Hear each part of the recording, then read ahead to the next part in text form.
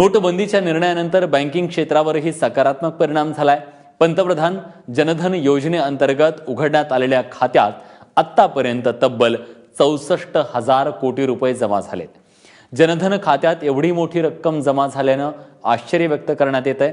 यात उत्तर प्रदेश आघाडीवर आहे, तर पश्चिम बंगाल दुसऱ्या स्थानावर आहे, तर राजस्थानने तिसरा क्रमांक पटकावलाय। असंघटित क्षेत्रातील लोकांना बँकिंग व्यवहाराची सवय लागावी यासाठी केंद्र सरकारने पंतप्रधान जनधन योजना लागू केली होती। या योजनेअंतर्गत शून्य बॅलन्सनं खातं उघडण्यात आलं। विशेष म्हणजे सरकारने जनधन खात्यात जमा होणाऱ्या रकमेवरही लक्ष ठेवलंय। ज्या खात्यात सर्वाधिक रक्कम जमा होतीये त्यांना प्राप्तिकर खात्याकडून नोटिसा पाठवण्यात येणार आहे।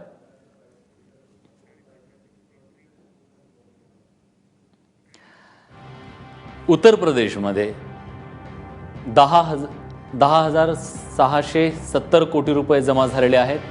3.79 कोटी खाती तिथे आहेत। पश्चिम बंगाल दुसऱ्या स्थानावर आहे।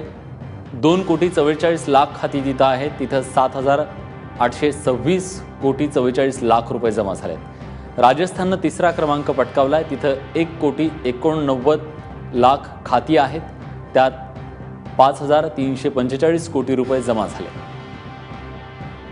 त्यानंतर बिहारचा नंबर लागतो। बिहारमध्ये 2,62,00,000 इतकी खाती आहेत। त्यात 4,912 कोटी रुपये जमा झाले।